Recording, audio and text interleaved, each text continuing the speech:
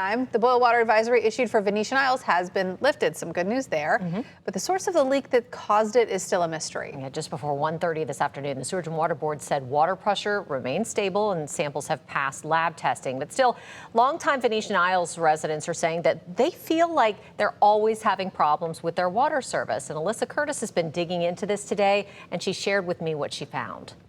You know, we just routinely have problems. The latest boil water advisory in Venetian Isles may have been lifted, but longtime residents like Robbie Connect say they've come to expect them. I think most of us out here are complacent because it's just been a history of issues with the water board.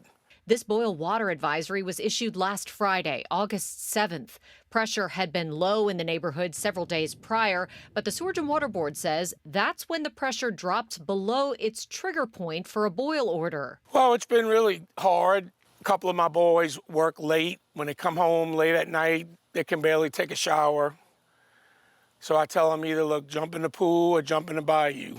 The utility has issued at least 5 boil water advisories specifically for Venetian Isles since the beginning of the year, not including the numerous advisories for the entire East Bank.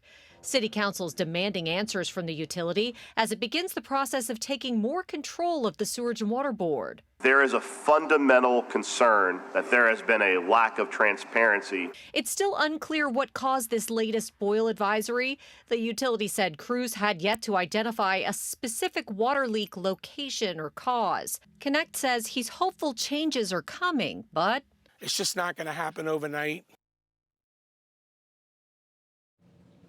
We asked officials why there have been so many boil orders for Venetian Isles, and the Sewerage and Water Board says those residents are at the end of the water distribution systems, so they're more vulnerable to low pressure.